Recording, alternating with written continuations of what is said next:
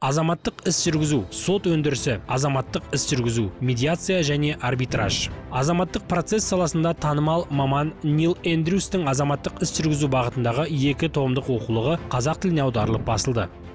Азаматтық іс жүргізу, сот өндірісі деп аталатын 1-ші томында азаматтық процестегі пікірталастар баяндалады.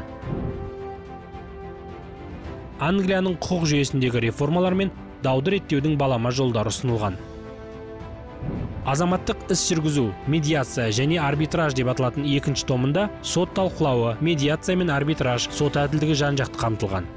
Оқулықтағы ауқымды сыни және принципті талдаулар Англияның ғана емес, шетелдік азаматтық іс жүргізу құқығындағы әдіс-тәсілдерге сүйене отырып жасалған.